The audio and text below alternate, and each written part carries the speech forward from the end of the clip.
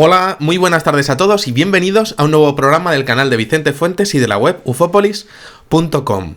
Bueno, recibo una cantidad de emails que es absolutamente brutal y la verdad es que no puedo responder a todos, pero de entre los que recibo hay algunos que son absolutamente increíbles y hay uno que quiero mostraros y que voy a leeros porque es una experiencia que realmente conecta con algo que creo que todos tenemos, que a todos nos ha pasado en forma de déjà vu o déjà vu, tal y como queramos llamarlo, y que responde a muchas de las preguntas que nos hacemos durante la vida. Es un relato de un chico que se llama Sergio, no voy a dar su apellido para, bueno, pues para mantener su anonimato, y que dice así. Vamos a empezar por el principio, dice: Hola Vicente, este es mi relato, es antes de nacer. Por alguna razón nací sabiendo quién era el doctor, refiriéndose al que le trajo al mundo, quién era mi mamá, mi tío, mi primo, etc. Al verlos, al estar con ellos, pero no sabía sus nombres, solo el parentesco que tenían conmigo. En el caso del doctor, pues el doctor que me atendió en el parto. Dice Sergio: cuando naces, ya sabes o reconoces muchas cosas, como si ya las hubieras visto antes. Todo, cualquier detalle, una báscula, una cuna, un piso, refiriéndose al suelo, una ventana, etc. Bueno, esto es muy curioso porque en esta parte del email me ha parecido muy lógico pensar, como decía, en los déjà vu, como si todo lo que ocurre cuando tenemos uno, pues consistiera exactamente en esto, en que todo lo que nos pasa ya lo hubiéramos visto anteriormente, como si hubiésemos visto toda nuestra vida entera antes de nacer y se nos hubiera olvidado, y en esos momentos de repente aparecieran pequeños retazos de esos recuerdos, de saber qué es eso y bueno, pues que ya lo habríamos visto, ¿no? Bueno, pues este chico lo que nos está diciendo es que nada más que nace, él dice que ya se acuerda de todo lo que está pasando a su alrededor, como si ya lo hubiera visto, y nos está diciendo que eso ya le pasa nada más nacer. Bueno, pues sigue el testigo diciéndome: lo primero de todo es un parque con una fuente central. No recordaba muy bien su forma y todo estaba cubierto por un manto de neblina. Una neblina de unos 80 centímetros de alto. Había árboles de fruta y no recordaba si eran manzanas o algo parecido. Había más gente y estaban todos en ese parque descansando o disfrutando de un descanso. Se está refiriendo a antes de nacer este chico, ¿no? Dice: de repente se me acercó una chica de unos 18 años. Yo me veía como un chico de unos 18 o 20 años de edad y estábamos todos vestidos con túnicas blancas, tipo griego. Aquí este testigo nos está diciendo que justo antes de nacer le está pasando esto.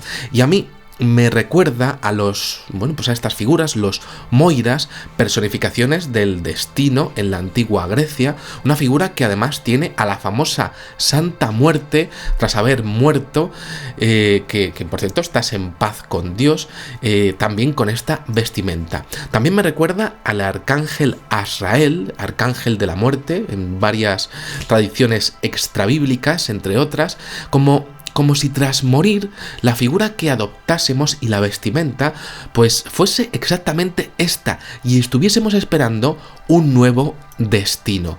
Y es muy curioso porque parece que la tradición no se equivoca y parece que este testigo pues fue capaz como de saltarse el hecho de olvidarse de todo aquello, como si este chico, pues tras morir, hubiese vivido todo esto y fuese el único ser humano que hubiese recordado lo que le pasó tras morir. Y estamos hablando de que este chico, después de la muerte, pues se encuentra que está en ese parque con esa neblina, pues no muy alta, y que está con otras personas esperando con una túnica, y que se encuentra con esa chica también de unos 18 o 20 años de edad, edad igual que él.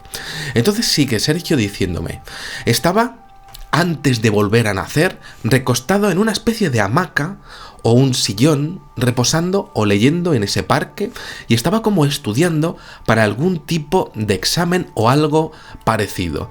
De repente, una chica me llama, no recuerdo si por mi nombre o algo así, y me dice que un señor me llama.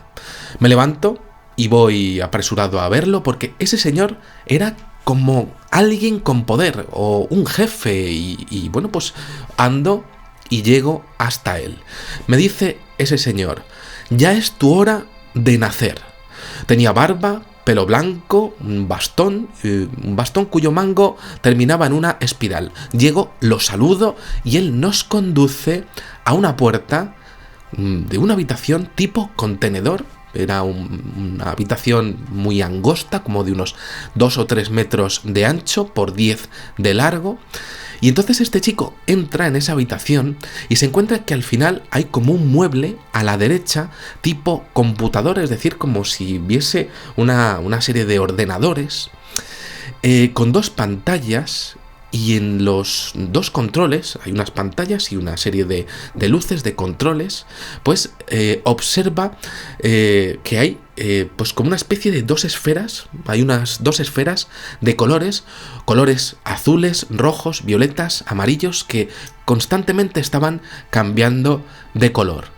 No había casi nada más. Entonces, claro, él se siente muy, muy sorprendido, le están dando para allá, llega a la habitación con esos monitores, llega a ver pues esos teclados con esas luces, y claro, es muy curioso porque es muy interesante la figura de Dios aceptada por decenas y decenas de credos, como ese señor con barbas, pero bueno, en este caso, en esta experiencia, este señor le lleva allí, a esta habitación con ordenadores y pantallas, y el testigo se acuerda perfectamente de esto. Estaríamos hablando prácticamente de como si estuviésemos hablando de una simulación informática para nuestra vida, y ese fuera el centro de control, al menos esa pequeña habitación solo para nosotros, como si fuera un centro de control en donde pues algo iba a pasar con la siguiente vida.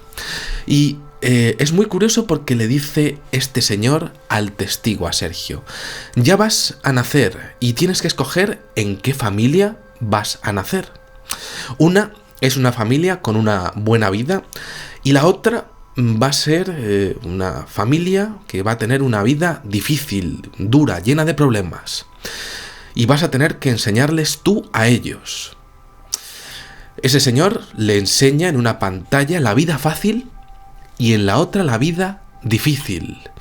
Y entonces Sergio cuenta en el email que siempre ha sido un hombre de tomar retos, y que en ese momento sabía que el resultado de las 2 vidas, pues bueno, pues lo tenía completamente claro cómo iban a ser, y que esas 2 vidas iban a ser evaluadas y además calificadas, como si de alguna manera supiera que hay que acumular puntos, y cuantos más puntos obtuviese, más rápido pasaría a otro nivel, como si tuviese que elegir efectivamente una de esas 2 vidas, que ese chico fuese a ser evaluado y esos puntos se acumularan para la siguiente vida, para ir de alguna manera pues completando un tope, para llegar hasta un punto determinado de puntos, ¿no? Bueno, este chico dice que elige la más difícil, y bueno, pues dice que eligiendo las más difíciles en los diferentes retornos tras morir, llega un momento en el que ya no necesitas seguir retornando a la Tierra para seguir acumulando puntos con esos exámenes que te van tocando. Además dice una cosa muy curiosa, que dice que después de llegar a esos puntos determinados, pasas a un nivel superior de tipo administrativo. Al menos eso es lo que sabía en ese mundo en el que él estaba. Además me dice: hay que escoger bien, porque nosotros, y claro, eso es como si ese señor le estuviese diciendo, dice, porque nosotros no vamos a poder ayudarte y vas a estar por tu cuenta, y aunque nos pidas ayudas, no vamos a poder intervenir. Y entonces, bueno, pues ahí va el Sergio haciéndose el muy audaz. Ahí está ese chico, dice, no, yo quiero la vida difícil. Sobre todo porque diría, en ese momento este chico le estaba diciendo, mira, yo voy a coger lo más difícil y así no me voy reencarnando tantas veces en la Tierra, ¿no? Como si además este planeta fuese especialmente difícil, ¿no? Bueno, en este punto tengo que añadir que, según esta experiencia, todo lo que le pidamos a los dioses, pues evidentemente no serviría de nada, solamente el libre albedrío, el destino y la conexión que puedan tener los elementos de ese fascinante destino, pero no existiría ningún tipo de ayuda por parte de esos dioses, algo que me parece asombroso, ¿no? Y dice Sergio, en esa habitación estaba viendo las dos vidas que le estaban ofreciendo, la fácil y la difícil. Y entonces, bueno, pues elige la difícil y así terminamos con esta etapa y entonces paso ya a la etapa administrativa, ¿no? Y entonces dice, no me acuerdo qué vi exactamente en las pantallas, pero no me tomó mucho tiempo ver las dos vidas completas y comparar, y fue muy rápido para mí. Es decir, este chico que estaba allí viendo esas dos pantallas, pues no le tomó muchos minutos o muchos segundos ver lo que iba a ser cada una de sus posibles vidas. Dice, por alguna razón yo sabía que estaba muy cerca de conseguir ya los puntos necesarios para pasar al siguiente nivel y bueno, pues ya sabía efectivamente que no quería regresar, ¿no? Y bueno, pues una vez ya decidido esto y acordado, es decir, él como que lo habla con esa figura y dice, mira, yo me quedo con la difícil, pues resulta que cae en un túnel de luz y desciende para nacer. Y aquí tengo que comentar que, evidentemente ese señor que le ha ofrecido esas dos vidas en esa habitación, pues él sabe lo que va a pasar, lo que significa, si lo pensamos, es como si todo estuviese diseñado y más que resuelto por la parte de esos señores que le están ofreciendo en esas dos vidas, es decir, saben lo que será la Tierra en el futuro y diseñan vidas. Increíble, ¿no? Entonces sigue Sergio diciéndome, no estoy seguro de lo que voy a relatar a continuación de ese túnel de luz, como si hubiese un intervalo que queda no muy claro, ¿no? Como entre el túnel de luz y el nacimiento, como si hubiese una parte borrosa, ¿no? Y dice, ahora estoy en la sala de operaciones y por alguna razón sé quién es el doctor y sus funciones y sé quiénes son las dos enfermeras que estaban ayudando a mi madre. Sabía que eran, enfermeras, pero no sabía sus nombres. Solo sé que esto es una cesárea, me están sacando de mi mamá y se me está agarrando de la cabeza y después me está tomando por los pies. Y entonces dice Sergio una cosa muy, muy curiosa. Dice, yo sé qué me va a pasar si no lloro. El doctor me va a dar una tremenda nalgada, es decir, le va a dar un golpazo alucinante. Dice, yo sé que me va a doler mucho, sobre todo porque tengo una piel muy sensible y como todas las pieles sensibles al nacer, y él lo sabe en ese momento, así que me pongo a llorar por mi cuenta y no es necesario llorar, pero bueno, yo lo hice por mi propio bien, como si el bebé pues estuviese siendo consciente del tema y estuviese diciendo, esta hostia no me la quiero llevar, ¿no? Esto es que es muy curioso, ¿no? Dice, la enfermera me vuelve a coger, me envuelve en una mantita y me coloca en una balanza de esas blancas de lámina gruesa, una balanza antigua que tenía una escala y una flecha para pesar. Me vuelve a levantar después de tomar mi peso y en ese momento veo que es de noche, veo que son entre las 7 y las 9 de la noche y hace frío. Estamos en un segundo piso y lo deduzco porque se ven las calles de abajo. Y este chico dice, luego le pregunté a mi madre y efectivamente nací en un hospital en una planta segunda entre las 7 y las 9 de la noche, un parto prolongado, ¿no? Y dice que siendo bebé se estaba dando cuenta de hasta el más mínimo detalle. Dice este chico, dice, todo va bien, pero al alejarme de mi mamá siento que estoy desprotegido, expuesto y débil. Y de repente en lo que la enfermera me está llevando a la cuna, veo en el suelo unas sombras oscuras que se van transformando en unos monstruos similares a los de la película de los Gremlins, exactamente como son los Gremlins después de caerles agua. Dice, cuando vi la película ya de mayor, confirmé que eran exactamente iguales, totalmente iguales, exactos. Dice, esos monstruos saltan para alcanzarme, pero no pueden porque la enfermera me llevan ahí cargado e intentan subir por ella, pero no pueden acercarse a ella o trepar porque la energía de mi enfermera es demasiado grande para ellos. Ellos esperan su oportunidad y nos siguen hasta la cuna. Eran varios, como 6 o 7, y error, claro, ahí fue cuando lloré porque sabía que ahora sí podían atacarme o chupar mi energía. Veo aterrado cómo suben por la cuna hasta alcanzarme y lo que hacen es empezar a chuparme la energía desde el ombligo. Y yo sé que eso no es bueno y que me pueden matar de esa manera. Quizá esté hablando de ese síndrome de la muerte súbita, y esto por supuesto es algo completamente subjetivo, pero es impresionante, ¿no? Sobre todo porque algunas veces la medicina no tiene explicación para ello, ¿no? Y dice, pero ellos quieren su alimento, su néctar. Yo no puedo hacer nada, mi cuerpo no responde bien para defenderme y mi única defensa es dormirme, y así hago. Y claro, yo tengo algo que decir al respecto porque algunas veces nos sentimos totalmente destrozados, de cansancio, de energía, además de lo que es la propia biología del cuerpo y la cabeza, ¿no?